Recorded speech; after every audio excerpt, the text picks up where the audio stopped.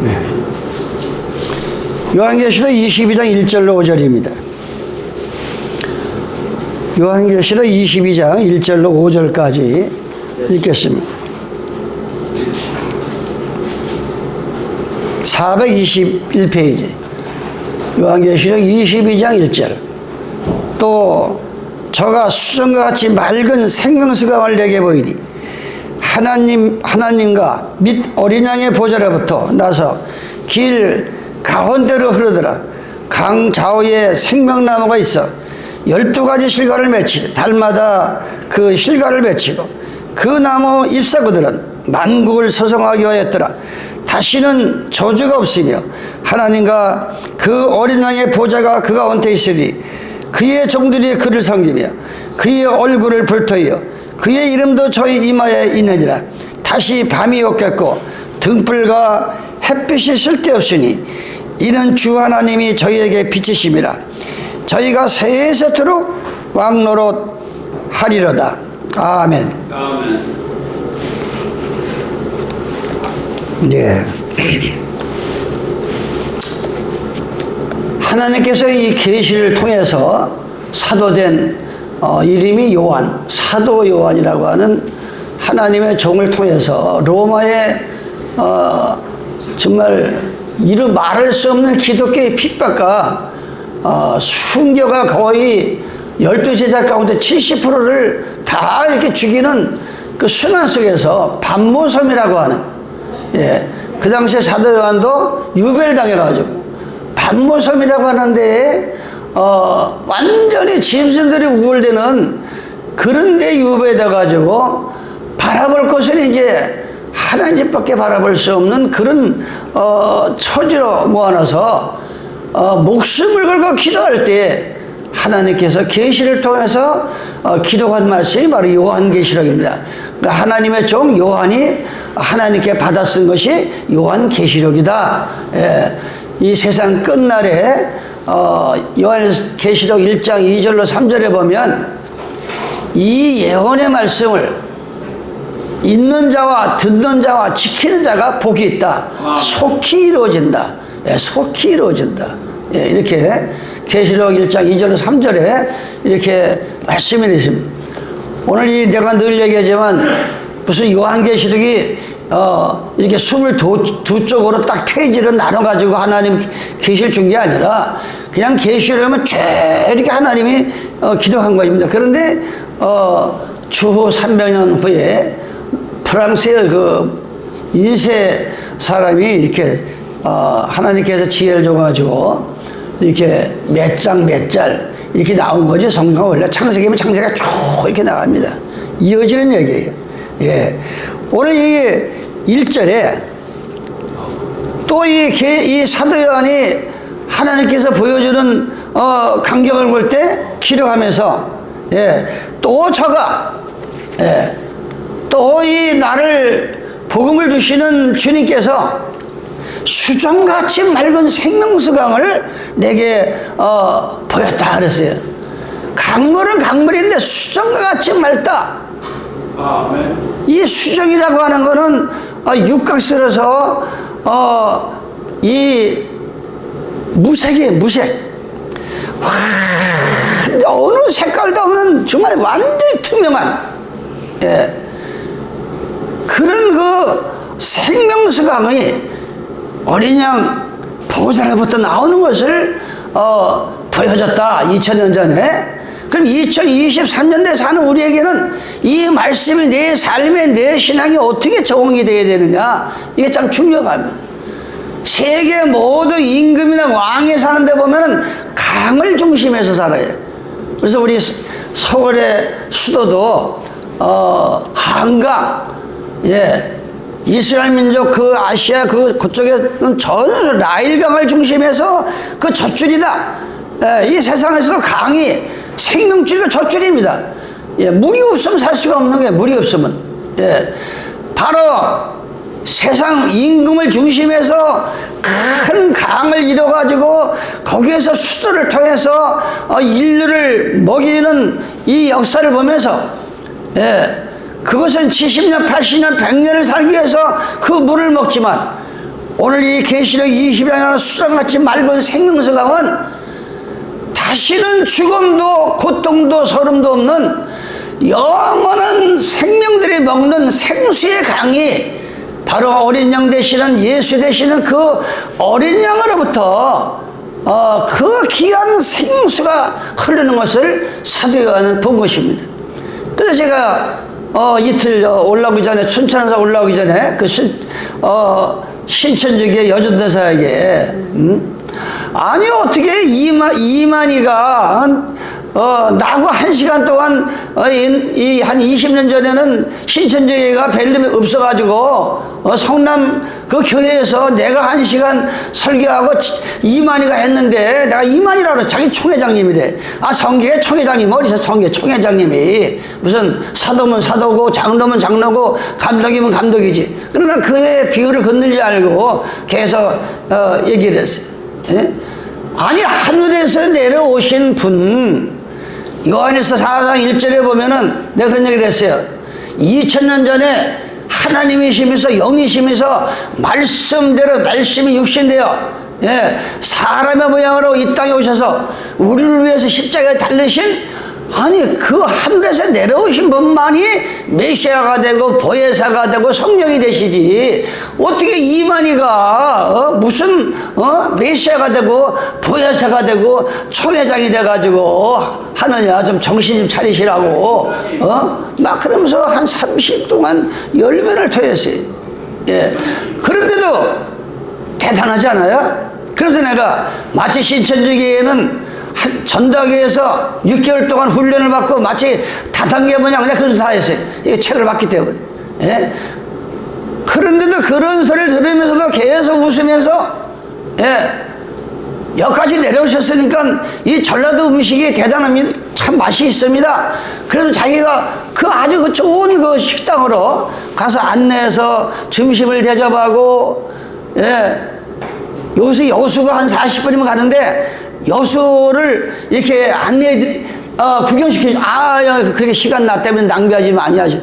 그러니까 이제 갈대숲을 해서 그 주변에 여기저기 이게 구경을 시켜주고 또 참 내가 도전을 받은 것은 무슨 음식을 싸왔어요. 그게 뭔가 했더만 순천에서 나는 우리 밭에도 있지만 모루대에다가 들깨로 가지고 요리한 거 이것저것 요리한 거를 또 가져와서 그러고는 어떻게 그릇도 가져가시래. 그래서 또 꽃을 난 근데 와서 바로 심었어요. 무슨 이 꽃을 또 가져왔더라고. 그래서 내가 그 받은 게 중요한 게 아니고 저들이 한 사람을 전도하려고 저렇게 열정이구나. 온 정성을 다 쏘는 걸 봤어요. 온 정성. 그러면서 자기 언니가 운영하는 식자재 거기를 열심히 차가지고 여자가 냉동차를 몰고 와서 냉동차를 그러면서 막 열심히 완전히 또순이야 또순이. 그러면서 전도하는 거예요. 우리는 전도는 그냥 말로 되는 게 아닙니다. 희생을 해야 되고 봉사해야 되고 때로는 정말 아낌없이 써야 되고 이런 우리가 그들에게 배울 점을 배워야 돼요. 그래서 세상에서도 이 물이 있는 곳을 중심해서 서울 수도가 있듯이 영적으로도 하늘의 창조주 하나님이시면서 2000년 전에 사람으로 모양으로 오신 그 예수님이 계신 그 보좌로부터 중심이 돼가지고 온 인류가 누구든지 나 때문에 돌아가신 그 예수 그리스도 그를 입으로 시인하고 마음으로 믿으면 바로 영적으로 그가 우리에게 생수를 주시고 우리에게 말씀의 떡을 주시는 그걸 지금 사도 요한은 계시를 통해서 보고 있는 겁니다. 영적 육적으로 이게 똑같은 거예요. 사람이 여행을 즐겁게 다니려면 세 가지의 조건을 갖추라 그랬어요. 세상에서도 여행을 그냥 불쑥 가버리면 가서 고생을 해. 이래저래. 여행을 떠나려면 첫째 짐이 가벼워야 된다. 짐이. 제가 이 캠핑카 가지고 나가보면 어떻게 절반을 딱 가져오면서 그냥 가져가가지고 고생을 얼마나 하는지 몰라요. 이거는 이 짐이라는 게 여러 가지 짐. 마태복음 11장 28절 29절에 예수님이 어떻게 말 수고하고 무거운 짐을 진 자들아, 어떻게 너 삶의 짐이 그렇게 무겁냐? 아니 뭘 이렇게 혼자 다 짊어지고 가고 있느냐? 다 짊어지고 삶의 짐을 그걸 좀 이제 예수한테 나한테 내려놔라. 언제까지 네가 그거 다 할래? 예? 짐이 가봐야 돼. 언제까지 그걸 다 지고 갈래? 예, 수고하고 무거운 짐자들아 다 내게 오라. 내가 주는 멍에는 가볍다. 네가 말로는 주여 하면서 인간의 방법으로 사니까 네가 그 짐을 지고 가려고 하니까 이렇게 무겁지 않느냐. 그걸 주께 모든 염려를 주께 맡기라 그랬어요. 성경은. 예. 그러면서 짐이 가벼워야 돼. 영적 육이 똑같아. 두 번째는 동행자가 좋아야 된다. 여행을 떠나면 이 같이 가는 사람의 마음이 맞아떨어져야 이게 재미가 있는 거예요. 그렇지 않으면 재미가 없어. 부부가 만나서 일평생 사는데 맨날 싸움이 나고 뭐 투박투박하고 하면 무슨 재미가 있겠어요, 그 여행이. 예? 그래서 우리는 동행자가 좋아야 된다. 이걸 바꿔 말해서 신앙이 마찬가지예요. 어떻게 수고하고 무거운 짐자다 다 내게로 오라 하는 그 주님께서 나의 동행자가 되시는데, 예, 나의 동행자가 되시는데, 예? 좋아도 기도하고 슬퍼도 기도하고 좋은 일이 생겨도 감사하고 슬픈 일이 생기면 주님 내가 아직까지 무엇을 못 거들어서 이렇게 나에게 시련을 주십니까? 이러면서 계속 기도하면서 밀고 나가야 돼. 그래 얼마나 동행자가 좋으신 우리 예수 그리스도께서 함께 하시잖아. 바로 그분이 우리 동행자가 되시잖아요. 세 번째는 뭐라 했어요? 돌아갈 집이 있어야 된다. 여행을 떠나면 여행을 마치고 돌아갈 집이 있어야 그 여행이 편안하다 이거예요. 예? 돌아갈 집이 없는 사람들이 얼마나 많은지 몰라요. 돌아갈 집이 없는 사람들이. 예? 죽음은 죽을 날이 가까우면 땅속이 보이고 하정터가 보이는 사람들은 돌아갈 집이 없는 사람들이에요. 예? 집이 없는 사람이 어디 있겠어요? 오막집 다 있지. 우리가 예수를 믿으면서 내 마음속에 확신을 가지고 다시는 죽음과 고통이 없는 영원한 나라에 들어갈 집이 없다고 하면은 그 얼마나 그 인생이 사는 게 팍팍하고 힘들겠어요. 들어갈 집이 있어야 돼. 그래서 세상에서도 참 아까운 사람이 돌아가셨어. 그런데 아주 인간답지 않은 죽이면 저거 잘 죽었어 저거. 그렇게 사람들 못되게 하더만 이렇게 돌아갈 집이 없는 사람들. 예. 오늘 그는 우리에게 수정과 같이 투명하고 육각수 같이 아주 투명한 그 생명수. 그런데 오늘날에 인간들이 근데 그 신천지 여전도사도 그렇게 계세요. 예수님 당시에도 예수님의 옷을 놓고 서로가 제비를 뽑아가지고 찢어 발기듯이 오늘날의 예수님 에베소 4장 5절에 보면 하나님도 하나요, 진리도 하나요, 세례도 하나요, 모든 것이 하나라고 그러는데 이 얼마나 인간들이 교파를 만들어가지고 예수를 찢어발기고 성경을 찢어발기고 성경에도 없는 말을 얼마나 그들이 해서 이 수정과 같이 맑은 물을 갖다가 나는 안식일의 주인이다. 너희는 일곱째 날 특별히 하나님이 정하신 날이다. 이게 수정같이 맑은 생명수강을 우리한테 주고 있는데 이 거짓들이 성경에도 없는 일요를 전하면서 성경에도 없는 약식세를 주면서 성경에도 없는 짐승의 표를 줘가면서 하나님의 수같이 맑은 물을 인간의 종교를 더럽히는 이런 종교들이 얼마나 전 맨날 그래. 아니 성경에 예수님이 12 제자를 통해서 주신 그 계시를 통해서라도 구원의 확신을 받고 구원을 받을 수 있는 길이 있는데 무슨 성경에도 없는 계시를 받아가지고 신천지교가 생기고 전도관이 생기고 문설매가 생기고 이슬람교가 생기고 많은 종파들이 성경을 떠나서 무슨 계시를 받았다고.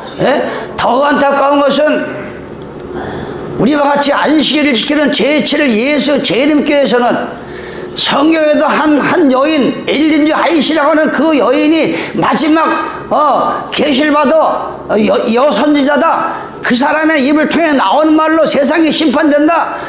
예수님은 지금 1844년도에 이 땅에 오실 줄 알았는데 잘못 깨달아가지고 예수님은 지성세에 들어가서 조사 심판하고 있다. 이러면서 지금 이 수정같이 맑은 물을 더럽히며 안식일만 지키면 뭐하냐 이게. 그 말씀을 더럽히는데 안식일만 지키면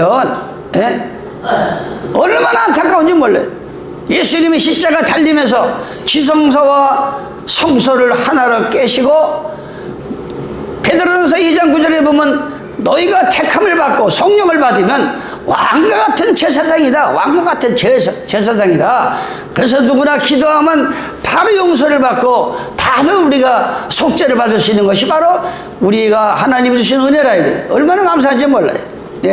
그래서 오늘 세상에서도 임금을 중심해서 수도를 중심해서 한강이 있듯이 바로 영적으로 영원히 죽지 않는 생수를 먹으려면 바로 우주 만물을 창조하시고 하늘의 보좌가 되시고 땅의 발등상이 되시는 바로 예수님의 임금이 앉아있는 그 보좌로부터 나오는 생수를 먹어야 된다. 우리가 그래야만이 영원한 나라를 우리가 들어갈 수 있다. 창세기 2장 6절에 보니까 하나님이 가라사대 물 가운데 궁창이 있어 물로 나누게 하시고 하나님이 궁창을 만드사 궁창 아래의 물과 궁창 위의 물 두 물을 나눴어요.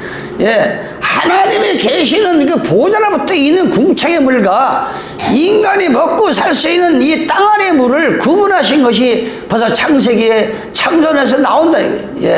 우리는 땅에 있는 물은 예수님 말하지 네가 주는 물은 다시 목마르니와 내가 주는 물은 영원히 목마르지 않다. 그게 바로 궁창 위에 있는 하나님 창조주 하나님께로 흘러오는 생명수다. 이게 생명수예요. 우리는 그 물을 먹어야 돼. 그 말은 하나님의 말씀입니다. 요한계시록 4장 요한계시록 4장 6절에 보니까 보좌 앞에 수정과 같은 유리바다가 있다 그랬어요. 유리라는 건 얼마나 무색이고 정말 신앙이 깊숙이 정말 성숙하면 그렇게 늘 이 세상에 휘둘려가지고 매일매일 그 매일 흉흉한 바다같이 내 인생이 파도시더만 주님을 흔들리지 않는 주님을 내 마음에 모시니까 아무리 태풍이 와도 내 마음속만큼은 유리바다같이 잔잔하더라. 그것이 수정과같이 잔잔하다. 수정과같이 내가 그 믿음으로 주님을 받아들이지 못하기 때문에 늘 내 인생은 파도치고 있어요. 그러나 주님이 딱 내 마음에 있으면 아무개야 너 언제까지 그렇게 인생 흔들리고 살래? 주님을 받아들이면 수정같이 유리바다로 변합니다. 유리바다로. 눈 하나 깜짝하는 거 우리는 기도하면서 그렇게 살아야 됩니다. 바로 요한계시록 21장 11절에 보니까 하나님의 영광이 있음에 그 성의 빛이 지극히 귀한 보석 같고 표곡과 수정같이 맑더라. 그래 수정 같은 보석들이 많이 나옵니다. 수정하면 보석으로 이렇게 많이 얘기해. 수정 같은 보석. 다이아몬드도 수정과 같은 보석이에요. 바로 하나님께로 나오는 귀한 그 말씀과 물은 수정과 같이 맑은 거예요. 수정과 같이. 2000년 전에 예수님께서 십자가상에서 달려서 오른쪽 강도 왼쪽 강도는 다리를 꺾었습니다. 근데 한 군병이 와가지고 도망가지 못하게 옆구리를 차고로 찌르니까 뭐가 나왔어요? 요한복음 19장 31절입니다. 이날은 예배일에 유대인들의 그 안식일이 큰 날이므로 그 안식일에 시체들을 십자가에 두지 아니하여 빌라도에게 그들의 다리를 꺾고 시체를 치워달라 하니 도망가서 이제 3일 만에 부활했다 거짓말할까봐 그걸 못 믿어가지고 저거 3일 만에 살아난다고 하니까 몰래 사는 시체를 갖다 훔쳐다가 다시 살아났다고 하니까 저들을 갖다 다리를 꺾어가지고 치워달라고 부탁을 합니다. 로마 필라도에다가. 그러니까 32절에 군병들이 가서 예수와 함께 못 박힌 첫째 사람과 또 다른 사람의 다리를 꺾고 예수께서 이르러서는 이미 죽은 것을 보고 다리를 꺾지 아니하고 그중 한 군병이 창으로 옆구리를 찌르니 뭐가 났어요? 피와 물이 나오더라. 2000년 전에 주님은 나의 죄를 위해서 피를 흘리시고 보좌로부터 나오는 영원한 생수물을 흘린 것입니다. 옆구리를 찌르니까 피와 물이 나왔다. 피와 물이 나왔다. 그것이 바로 수중같이 맑은 물. 하나님 말씀은 너무나 수중같이 맑은데 인간들이 성경에도 없는 계시를 봤다, 꿈을 꿨다, 환상을 봤다 하면서 얼마나 수중같이 맑은 물을 갖다가 이렇게 거짓 선자들이 얼마나 많은 거짓 선자들이 그랬어요. 어제 문자를 보내면서 그 신천지교 여자들에게 지금 한국 땅에 아방 시대 뭐냐 3년 6개월 동안 비가 내리지 않아가지고 얼마나 그 백성들이 고통을 당했느냐. 한국 땅에는 거짓 목사와 거짓 메시아와 거짓 보호사가 뭐 듣든 자든 그렇게 보냈어요, 문자를. 그래서 한국 땅에 성령의 비가 좀 끊치고 있다. 그 85명을 갖다가 그대로 하나님께서 처단하니까 3년 6개월 동안 내리지 않은 비가 온 아합 땅에 내린 것을 우리가 열왕기상을 통해서 볼 수가 있습니다. 예수님의 옆구리에서 피와 물이 나왔어요. 생수가 나왔어요. 예수는 우리를 위해서 죽기까지 속잠의 피를 흘리시고 생수의 물을 흘리시고 가신 그분이 바로 예수입니다. 얼마나 감사한지 몰라요. 말씀은 이사야 34장 16절에 보면 너희는 여호와의 책을 자세히 읽어봐라. 덤벙덤벙 읽지 말고 그러면 다 짝이 있다 그랬어요. 짝이 있어요. 짝이 있어요. 다 짝이 있다 그랬어요. 시편 36편 8절입니다. 저희가 주의 집에 살찐 것으로 풍족한 것으로 주께서 주의 복락에 저희가 주의 집에 있으니까 하나님의 집을 떠나지 않으니까 풍족한 것으로 채워주시며 복락의 강수로 마시오이다. 복락의 강수, 생명수가 넘치는 거예요. 9절에 보니까 대저 생명의 원천이 주께 있사오니 주의 강령직에 우리가 강명을 보리이다. 아니 생수의 원천이 우주 만물을 창조하신 예수 그리스도한테 있는데 무슨 신천지에 이만희에게서 무슨 생수가 나오고 박태선에게 40-50년 전에 제가 고향이 부천이잖아요. 뭐 박태선이가 거기서 생수가 나온다고 얼마나 물을 사다 먹고 얼마나 난리 쳤는지 몰라. 박태선이가 무슨 생수가 나오고 무슨 이 토네키어 문설명에서 생수가 나옵니까? 오직 오늘 보니까 생명의 원천이 누구에게 있다? 주께 있다. 2000년 전에 돌아가신 우리 예수님께 원천이 거기서부터 흘러나오는 거예요. 그게 바로 성경이고 복음이다. 그게 바로 창세기부터 계시록까지 원천에서부터 흘러나오는 말씀의 생수다. 절대 우리는 속으면 안 됩니다. 이 마지막 때는 거짓 목사가 많이 나타난다 그랬어요. 요한복음 4장 13절에 보니까 예수께서 대답하여 가라사대 이 물을 먹는 자마다 다시 목마르냐. 조상들이 파놓은 야곱의 조상들이 파놓은 그 물을 수사상 여인이 물을 들어가다가 물가에서 예수를 만났습니다. 그러니까 예수께서 네가 그 물을 따다가 아무리 먹어봐라. 그 물을 먹는 자마다 다시 목마르거니와 내가 주는 물을 먹는 자는 영원히 그냥 영원히 목마르지 않는 거야. 예수님이 주는 물은 영원히 목마르지 않다. 영원히 총 갈 때까지 총 가서도 내가 주는 물은 먹는 자는 영원히 목마르지 않니 나의 주는 물은 그 속에서 영생하도록 솟아난다. 샘이 원래 솟아나잖아요. 우리가 30년 40년 전만 해도 우리나라가 땅이 오염이 안 돼가지고 공업시대가 아닌 그때 농업시대니까 땅만 파면 그냥 마셨다니까. 그냥 지금 그냥 뭐 물 사 먹지 않았어요. 샘 쏟으니까. 그런데 예수님이 주는 물을 먹으니까 십자가상에서 흘리신 그 옆구리에서 흘리신 그 생수, 바로 말씀을 통해서 창세기를 읽으면 창세기에서 생수가 흘러나오고, 요한복음을 보면 요한복음 몸속에서 내 영혼을 적시는 생수가 나오고, 그거는 주님 재림할 때까지, 만날 때까지 계속 우리 속에서 하나님 말씀에 기운하면 생수가 흘러나오는 거예요. 생수가 나오는 거예요. 그걸 성경은 말하고 있는.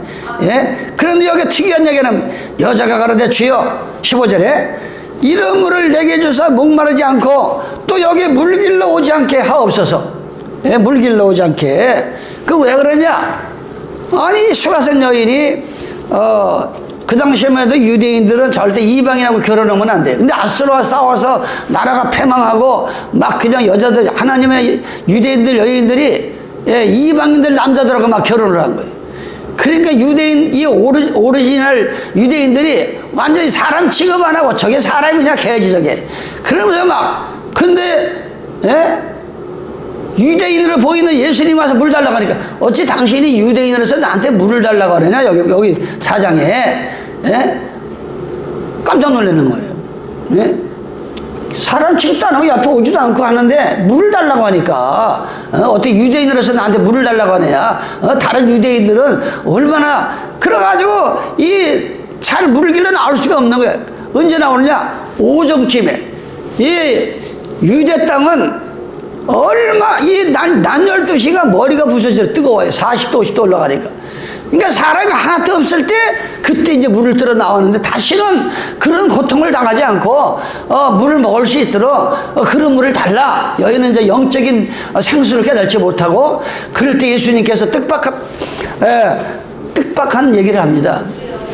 이해할 수 없는 얘기가 나와요. 물을 달라고 하니까, 뭐라 그래?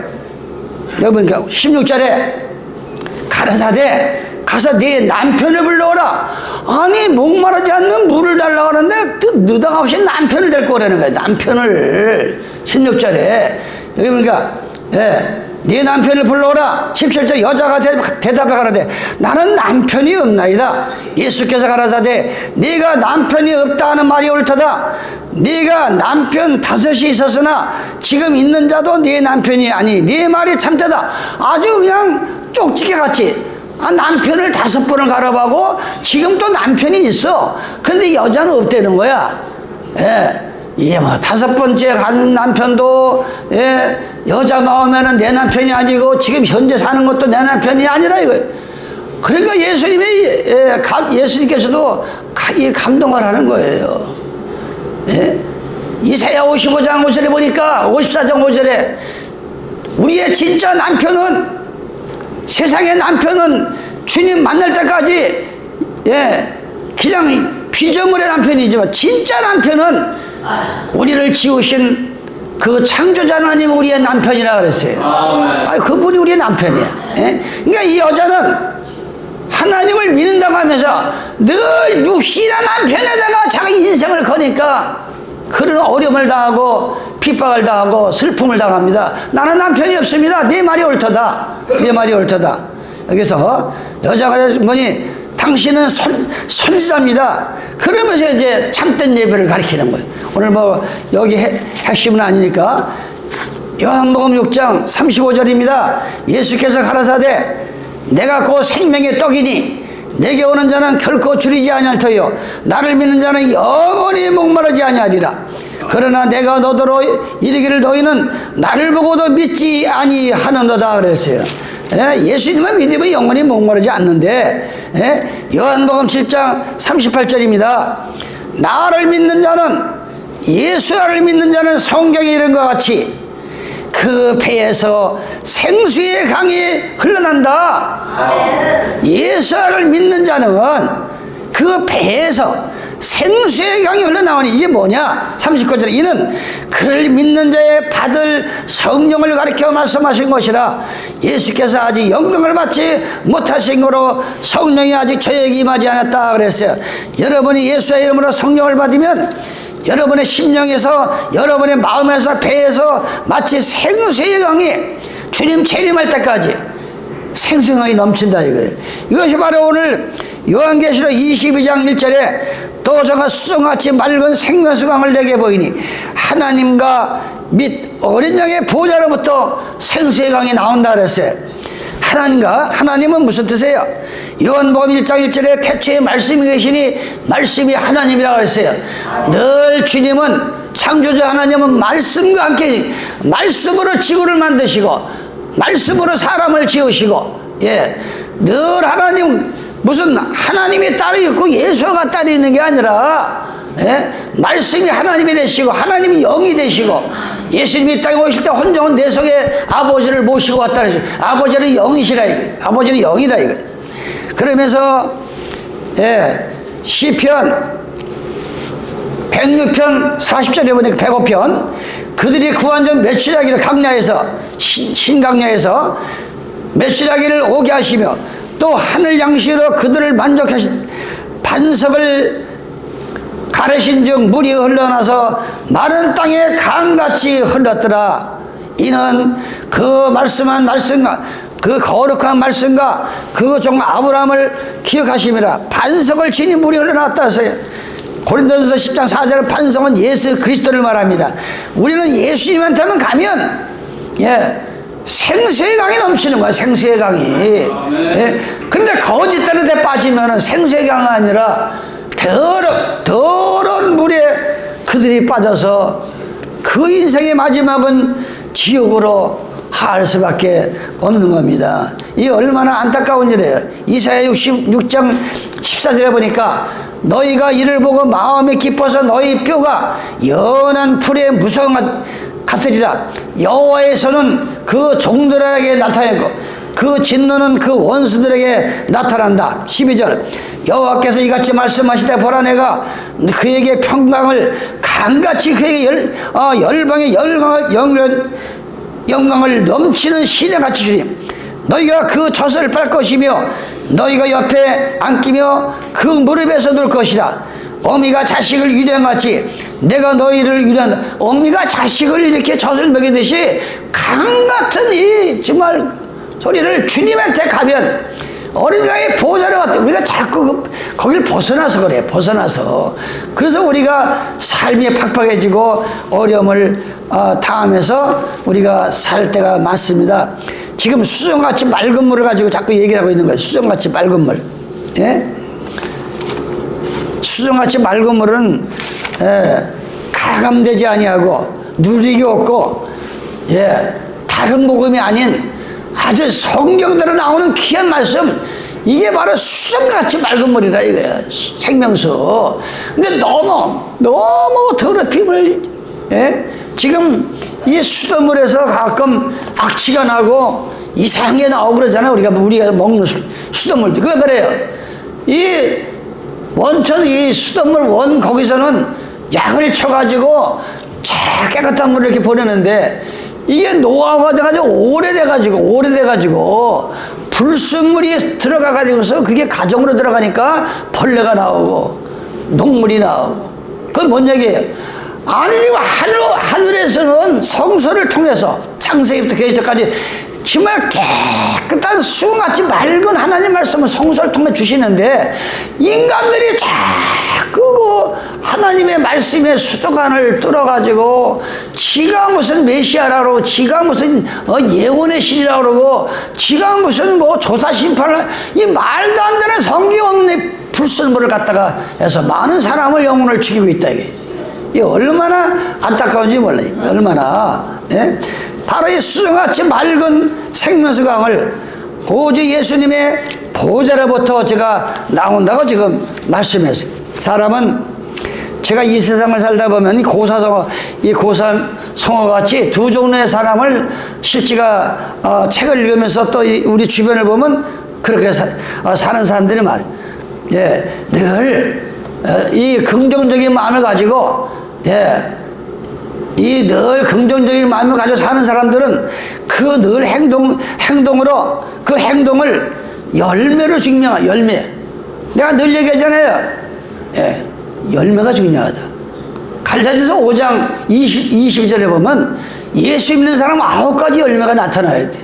사랑과 희락과 온유와 오래 참음과 충성과 자비와 양성, 이런 9가지 열매가 나타나야 되는데 내 삶 속에서 나타나는 것이 뭐가 나타나 있는가 여러분이 한번 검토해 보시기 바랍니다. 검토해 보시기를. 네가 네 자신이 믿음이니까 너 자신을 시험해봐라 그랬어요. 고린도후서 13장 5절에 보면 네 자신을 한번 시험해봐라. 과연 네가 예수 믿는 사람이 길로 가고 있는지 네 자신을 한번 시험해봐라 그랬어요. 시험해봐라.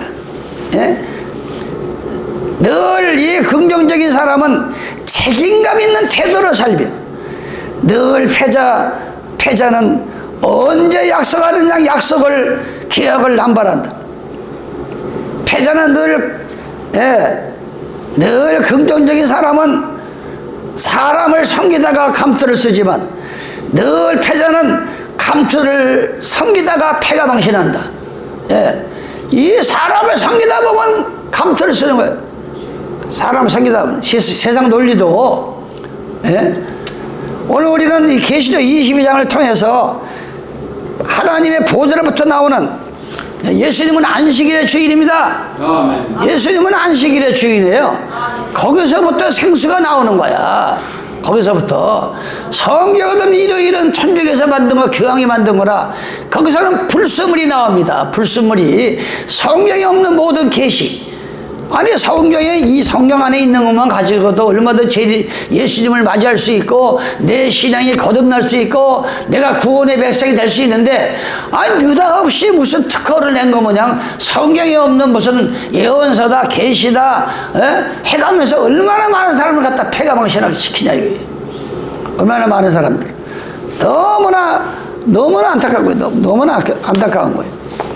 이 강경을 보면 너무나. 두 번째는 보호자라 그랬어요. 보호자. 그 어디서 나오느냐? 2절에 길 가운데로 흐르라. 강좌우 생명나무가 있어 12가지를 실과를 맺히되 날마다 실과를 맺히고 그 나무 잎사귀들은 만국을 소성하기 위해서 있더라. 만국을 소성하기 있더라. 우리가 이 보호자에 대한 얘기는 제가 여러분에게 이 보호자가 뭐 임금이 앉아있는 게 보호자라고 했죠. 임금이 앉아있는 게, 임금은 나라든 이 신앙이든 한 분이지 임금이 둘이 될 수가 없는 거예요. 왕은 하나지. 집안의 아버지도 하나고 왕도 하나고 임금도 하나지. 저 하늘에 무슨 삼위일체 모양 하나님의 보좌가 있고 예수님의 보좌가 있고 성령님의 보좌가 있으면 보좌가 3개나 있는 거예요. 그거는 잘못된 거예요. 저 하늘에는 보좌가 딱 한 번, 우리의 왕 되시는 예수 그리스도, 우주 만물을 창조하신 그분이 2000년 전에 예수의 이름으로 오시고 지금 보혜사 성령으로 오시는 계시지, 임금은 하나요 보좌는 하나라. 오늘 이 성경에 보면 어린 양의 보호자로부터 그것이 나온다 그래서 그 보호자는 창조주 하나님이요 바로 2000년 우리를 위해서 돌아가신 예수 그리스도의 보호자라 이 말입니다. 거기서부터 나오는 거예요. 그래가지고 많은 사람들이 이 하나님을 세수로는 창조주 하나님, 예수 하나님, 보혜사 하나님, 이게 새 하나님을 만들어 놓으니까 신천지계 이만희가 지가 보혜사 하나님이래요. 지가 삼일체 때문에. 바로 하나님을 한 분이 다 놓으면은 저렇게 저 가짜가 나올 수가 없는데, 성경에도 없는 삼위일체를 만들어 놓으니까 삼위가 아니라 삼위의 이. 한 창조주 하나님이 새 시대를 통해서 새 이름을 가지고 온 것이지, 하나님은 셋이 될 수가 없고 보호자는 셋이 될 수가 없다. 오직 보호자는 임금이 앉아있는 하나다. 내 마음의 보호자는 오직 창조주 하나님 되시고 예수와 2000년대 그 예수가 되시고 지금 오시는 성령 바로 한 분께서 내 마음에 계신다. 이게 보호자다. 이게 임금이 앉아있는 보호자다. 여러분들이 그렇게 마음을 가지시기 바랍니다. 그 원인을 한번 보겠어요. 바로 그런가 안 그런가 성경으로 이게 답이 나와야 돼. 성경으로. 성경에서 어떻게 얘기합니까? 이사야 9장 6절에 보니까 이는 한 아기가, 언제 하나님의 아기로 온 데가 있어? 예수님의 아기로 오셨지. 이사야는 신약도 안 해요. 예. 예수님 오시기 700년 전 사람이야. 이사야라고 하는 사람은 2700년, 지금으로부터 2700년 전.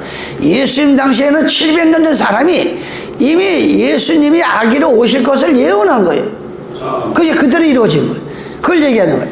이사야 9장 6절, 이는 한 아기가 우리에게 낳고 한 아들을 우리에게 주신 바 태어는데 그 어깨에는 정사를 메었고 그 이름은 기모자라 모사라 전능하신 하나님이라. 하나님이 한 분이 둘이에요. 전능하신 하나님이라. 이거 보면 영존하신 아버지라, 평강의 왕이라. 예? 다 나와요 여기가. 바로 그 한 아기로 오신 그분이 하나님이 되시고 아버지가 되시고 왕이 되는 거지, 무슨 하늘에 세 왕이 있는 게 아니다. 예? 그게 바로 그분의 보좌로부터 나온 것이 생수각이고 수정과 같이 맑은 거리라. 그분을 마음속에 우리가 모셔야. 필리포스 2장 5절은 더 확실하게 사도 바울이 필리포에 가서 한 얘기, 너희 안에 이 마음을 품으라. 고 그리스도 예수의 마음이니. 그는 바로 예수님의 마음을 품으라는 6절에 그는 근본 하나님의 본체다. 아멘. 바로 2000년에 오신 그 예수님은 바로 우주 만물을 지으신 창조자 하나님의 본체다. 그걸 얘기하는 거야. 여기서 본체시나 하나님과 동등됨을 취할 것으로 여기지 아니하시고 2000년 전에 내가 창조자 하나님이다 이렇게 내려오신 게 아니고 똑같이 한 아기로 사람으로 오셨지만 완전하신 분이야. 완전하신 분이에요. 우리를 믿게끔 하기 위해서, 우리를 아버지께로 가기 위해서 당신이 아버지이면서도 아들의 모습으로 와가지고 이렇게 믿어야 아버지를 만날 수 있다. 그러면서 다시 지금 아버지의 자리에 가서 계시는 거예요. 지금 아버지 자리에. 그러면서 뭐랬습니까? 지을 것을 여기지 아니하시고 오히려 자기를 비워 종의 형체를 가졌어. 사람들 같이 되었고 사람의 모양으로 나타났으며 자기를 낮추시고 죽기까지 복종하셨으니 그 십자가에 죽으심이라. 자, 우리가 예수님을 못 박은 거는 우주 만물을 지으신 아버지가 되시고 그 하나님이 되시는 창조자 하나님을 못 박은 거예요. 하나님은 죽으실 수가 없는 거야. 내가 장사한 지 3일 만에 다시 살아나리라. 살아나셨다 이거예요. 3일 만에. 그런데 오늘날에 이 문제 때문에 얼마나 많은 거짓들이 나오고 있습니다. 요한복음 1장 1절에 보니까 태초에 말씀이 계시니 이 말씀이 곧 하나님이라. 이 말씀 자체가 바로 이게 하나님 입에서 나온 말씀이라 이거예요. 하나님은. 그러면서 14절에 뭐랍니까? 2절에 요한복음 1장 3절입니다. 만물이 그로 말미암아 지은 바 되었고 예수님의 만물을 지으셨다 그랬어. 예수님께서 구약에는 창조자하는 여호와 하나님이 태초에 천지를 창조하시니라. 창세기 1장 1절에 보면 여호와 하나님께서 태초에 천지를 창조하시니라 그러는데 요한복음 1장 2절로 3절에는 그가 태초에 하나님과 함께 계셨고 만물이 그로 말미암아 지은 바 되었다. 아니면 아버지도 뭐 우주 만물을 지었고 아들 되신 예수님도 지었으면 누가 지은 거예요? 이사야 44장 24절에 보면은 여호와 증인들 모양 우주 만물을 지을 때 예수님은 아버지 옆에서 대모대 역할을 했다는데 그건 얼마나 거짓되고 수정과 같이 맑은 물을 더럽히는 겁니다. 이사야 44장 24절에 보니까 네 구속자여 모태에서 너를 조성한 나 여호와가 말하노라. 나는 만물을 지은 여호와라. 아버지라. 나와 함께한 자 없이 홀로 하늘을 펼치며 땅을 베풀었다 그랬어요. 아니 아버지가 혼자 만들었는데 무슨 예수님이 아들로서 대모대 역할을 해. 이 얼마나 수정과 같이 맑은 성경 말씀을 더럽히냐 이거예요. 그러니까 이게 얼마나 안타까운지 제가. 그런데도 거기는 지금 제가 이번에 순천 가서 얼마나 아니 서울만 인구가 많은 것도 아니고, 예? 아니 그 지방에 7,000명이 모인대요. 7,000명이. 이거 얼마나 우리가 해결을 해야 돼 이거. 예? 뭐 별다른 그들의 전도 방법이 별거 없어요. 사람 만나면 그건 우리가 미리 알잖아요. 이 본부에서 도인 뭐 본부 그냥 뭐 청년 만나면 청년들이 용돈이 없잖아. 그럼 한 뭐 몇 개월 동안은 용돈도 주고 뭐도 사주고 점심도 사주고, 예? 뭐 심지어는 무슨, 예? 막 그러면서 그냥 이 뇌물 공사를 퍼붓는 거예요. 예, 뇌물 공사를. 그러가 사람을 딱 집어넣어가지고 나중에는 꼭 뭐 깍두기 벗기는 거야 그들이. 얼마나 안타까운 일인지 몰라요. 얼마나 지금. 예? 아니 나를 뭐 언제 봤 우리 부부를 언제 봤다고 막 그냥 집에서 음식을 해가지고 실컷 오질 않나? 예? 여행을 시켜주질 않나? 예? 좋은 또 식당에 가서 또 대접을 하질 않나? 그게 얼마나 열정입니까? 얼마나 열정이에요? 얼마나? 예? 이사야 66장입니다. 여호와께서 이같이 말씀하시되 하늘은 나의 보좌. 우리 인간이 보면 저 하늘이 뭐 엄청난 것 같잖아요. 뭐 가도 끝이 없으니까. 근데 하나님이 보니까 여호와께서 이같이 말씀하여 하늘은 나의 의자와 같다. 내가 앉는 보좌다. 예? 아니 하늘 전체가 아버지가 되시는 여호와의 의자라고 그랬어요. 근데 무슨 거기가 무슨 예수님의 왕이 앉아있는 보좌가 있고 아버지가 앉아있는 보좌가 있고 성령이 앉아있는 보좌가 있냐고요. 이 얼마나 이 성경을 수정같이 맑은 물을 더럽히는 소리냐 이거예요. 예? 또한 하늘은 나의 보좌여 땅은 나의 발등상이다. 예? 이 지구는 나의 발과 같은 거다. 발과 같은 거다. 예? 그러니까 그건 뭐예요? 하나님은 어디나 다 계신다 이거예요. 예? 하나님은 어디나 다 계시다. 그렇기 때문에 우리가 무슨 어려운 문제 있으면 눈 다 감고 무릎 꿇고 아버지여 주님이시여 내가 좀 이런 일이 있습니다. 기도하면 그냥 무슨 여쭈듯이 아뢰듯이, 꼭 우리가 사람의 방법으로 자꾸 뭘 인생을 구하고 하지 말고요. 마태복음 7장 7절 그랬어요. 구하라 그리하면 주실 것이요. 구하라. 구하는 자에게 성령을 주시지 않겠느냐. 너희는 먼저 그의 나라와 그 일을 구하라니까 맨날 돈 구하고 뭐 건강 구하고, 물론 그것도 구해야 되지. 먼저 구할 것은 너희는 먼저 그 나라와 그 일을 구하고 성령을 구하라 그랬어요. 구하라. 두들겨라. 찾으라. 두들기면 열릴 것이요. 찾으라. 찾는 이가 찾는다 그랬어요. 그렇게 내가 찾던, 어떻게 해야 내 인생의 동력자가 되시고 내 영혼을 지키시는 분이 누굴까? 그렇게 두들기고 찾았더니 마침내 예수와를 만나는 여러분이 되시기 바랍니다. 그게 바로 구해야 되고 두들겨야 되고 찾아야 된다. 그게 하늘과 땅의 보좌가 되시고 발등상이 되니까. 시편 11편 4절입니다. 여호와께서 그 성전에 계시니 여호와의 보좌는 하늘에 있으며 그 눈이 인생을 통촉하시고 그 안목에 저희를 감찰한다 그랬어요. 여호와는 의인을 감찰하신다. 여호와께서 성전에 계시니 여호와의 보좌는 하늘에 있습니다. 그 하늘에서 하나님은 우리를 통촉하는 소리를 들으신다 그랬어요. 그것이 바로 우리가 가야 할 요한계시록 21장 10절. 저 하늘에 가니까 새 예루살렘 성전을 잘게 만들어 놓으셨는데 12진주로 꾸미고 그 문마다 야곱의 12지파와 예수님의 12사도들의 이름이 기록되어 있다고 했어요. 그래서 우리가 사도복음이 뭐예요? 갈라디아서 1장 6절에 사도 바울이 갈라디 지방에 가 이렇게 얘기합니다. 갈라디 사람들아 누가 와서 복음을 요란케 하지만 우리가 전한 복음 외에 예수님이 12제자 12사도들이 전한 복음 외에 다른 복음을 전하면 하늘에서 내려온 천사라도 저주를 받는다 그랬어요.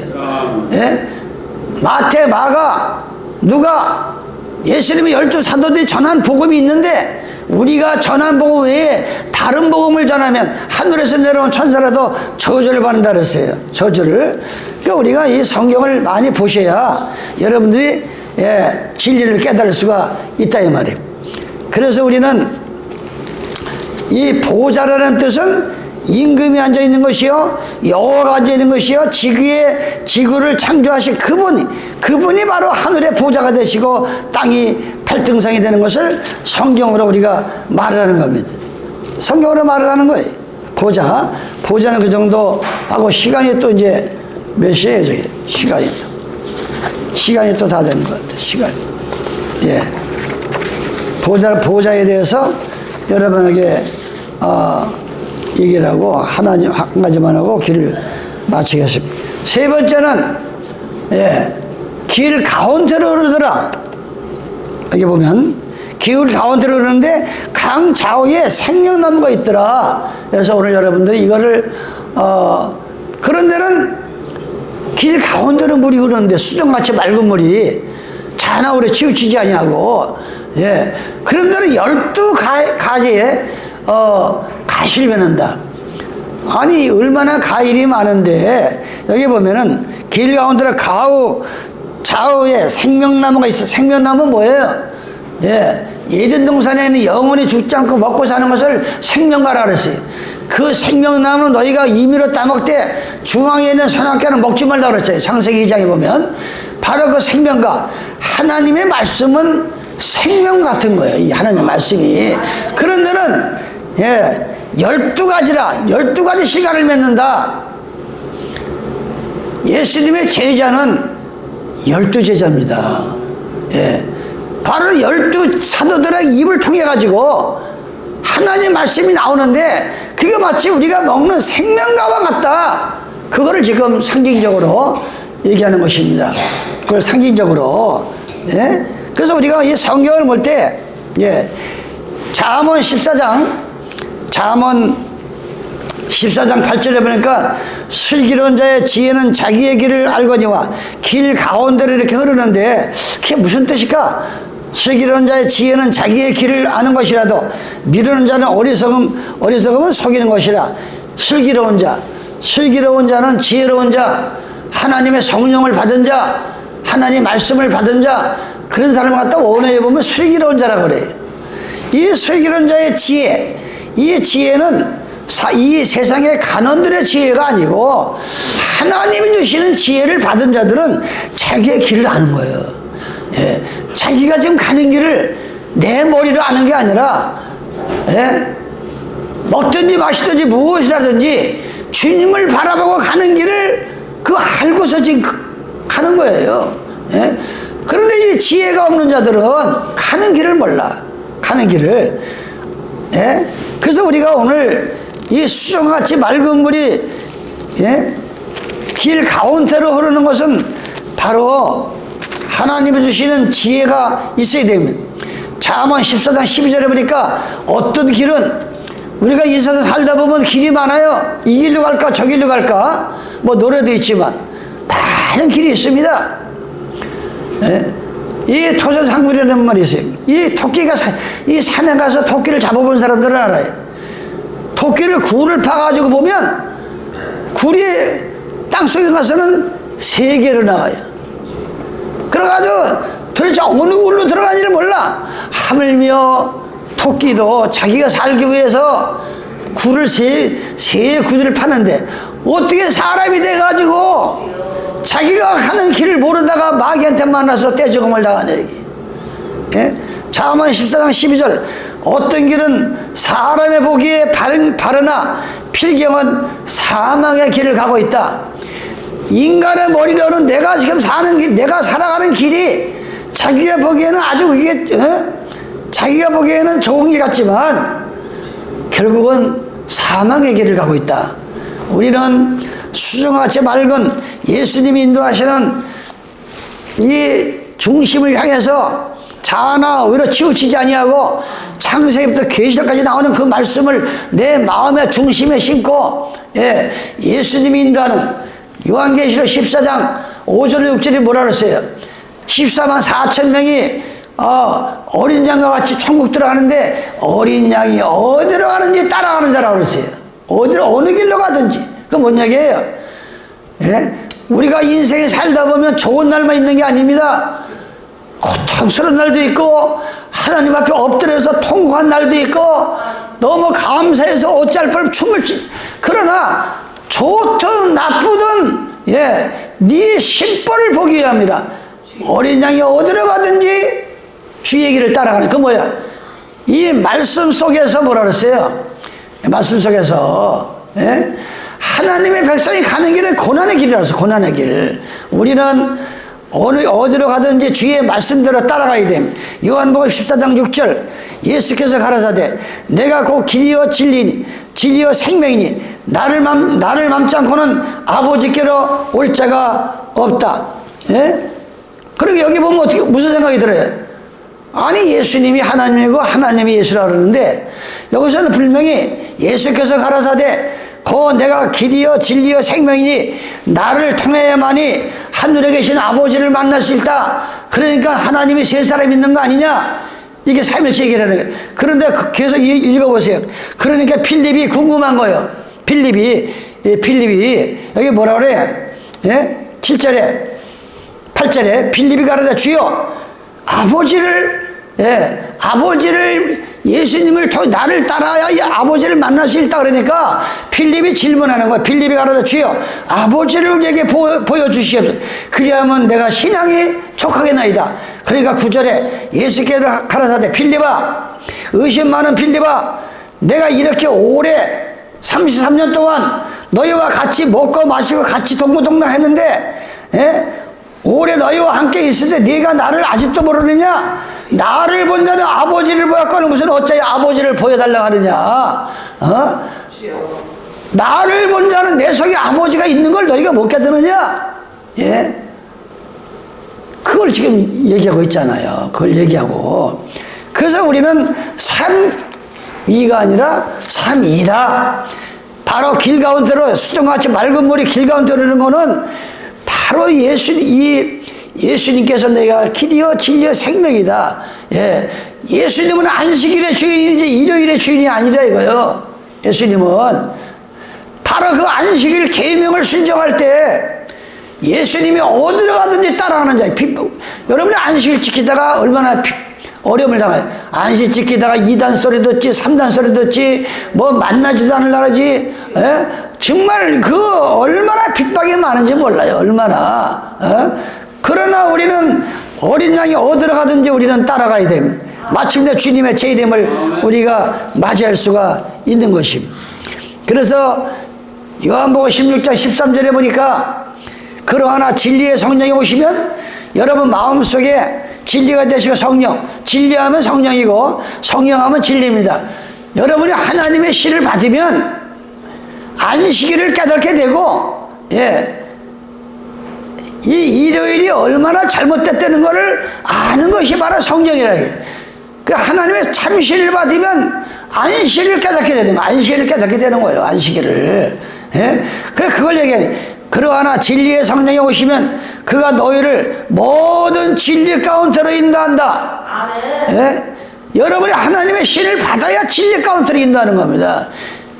수정과 같이 맑은 가운데로 여러분을 인도하는 겁니다. 시편 139편 2절에 보니까 주께서 내가 안고 하루 눈을 떠가지고 눈을 뜨고 안고 일어섬을 하시며 멀리서도 나의 생각을 통촉하시며 저 멀리 하늘에 계시면서도 내가 지금 무슨 생각을 하고 하나님을 바라고 있고 기도하는지 이미 하나님을 알고 계신다. 이게 내가 하나님 생각을 하면서 그냥 우리가 하루하루 살지 말고 생각하면서 삽시다. 내가 지금 이 열정을 내는 이 모든 자기 위치가 무엇을 위해서 이렇게 열정을 내는가? 무엇을 위해서? 먹든지 마시든지 무엇을 하든지 언젠가는 내가 천수를 다하고 주님 오라 하시면 미련 없이 다 버리고 갈 수 있는 그런 마음의 준비를 가지고 안고 일어섬을 하시며 멀리서도 나의 생각을 통찰하시며 나의 길과 늙는 것을 감찰하시며 나의 모든 행위를 익히 알고 계신다. 이게 저 무슨 행동을 하고 있는지. 예? 우리는 수정같이 맑은 이 가운데 길로 가는 것은 자나우로 치우치지 않냐고 진리 가운데로 가는 겁니다. 아멘. 진리 가운데로 가는 겁니다. 우리는 그걸 마음속에 각인하시기 바랍니다. 시편 37편 5절에 보니까 너의 길을, 지금 네가 살아가는 길을 네가 네 머리로 네 지혜로 살아가지 말고 너의 길을 여호와께 맡기라. 그 무슨 얘기예요? 그럼 나는 아무것도 안 하고 너 그냥 주님 난 여호와께 맡겼습니다. 주님 알아서 내 인생 책임지세요. 이렇게 살아야 되겠어요? 여호와께 맡기려는 건 뭐예요? 창세기부터 계시록까지 읽어보니까 하나님을 믿는 사람들은 아침에 일어나면 어떻게 하고 내가 왜 이 먹는 음식을 왜 먹는지, 내가 왜 편안히 잠을 자려고 하는지, 내가 왜 열심히 이 세상을 뛰려고 하는지 그 원인을 주께 맡기면서 열심히 살아라 이거예요. 그러면 주님께서 책임진다 이거예요. 주님께서 책임지신다 이거예요. 내가 열심히 뛰고 열심히 자고 열심히 건강을 내봐야 하나님하고 관계없는 세상을 산다고 하면은 그 인생은 패망의 길로 가는 겁니다. 모든 거를 주께 맡기다 이거예요. 하나님 오늘 내가 눈을 떴습니다. 감사합니다. 성경이 말해 이 눈을 떠보지 않은 사람은 모른다. 장님들이 죽으면서 뭐래요? 한 번만이라도 내가 저 하늘을 보고 죽었으면 원이 없겠다고 그래. 이 장님들이. 우리는 아침에 눈만 뜨면 모든 게 다 보이잖아요. 얼마나 감사해요. 얼마나 감사한 일이에요 이게. 얼마나. 그래서 너의 길을 여호와께 맡기라. 저를 의지하면 저가 이루시고 내 의를 빛같이 나타내시며 내 공의, 우리가 사람의 생각을 살면 자꾸 우리가 이 마음에 공의를 버린다니까. 그런데 주께 맡기니까 이건 이렇게 해야 돼, 이건 이렇게 해야 돼. 그러면서 사람 앞에 하나님 앞에 공정한 길로 가는 거예요. 공의의 길로 가는 거예요. 인간의 방법으로 살면 안 됩니다. 공의를 정오의 빛같이 하시리라.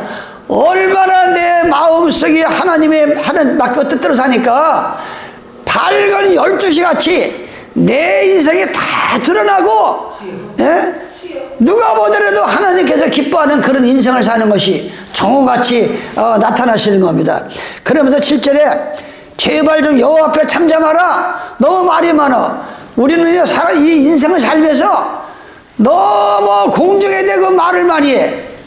불평을 많이 하고 원망을 많이 하고 좀 잠잠하라는 거야. 기도하고 좀 기다리라는 거예요. 잠잠하게 말로 때우지 말고 잠잠하라.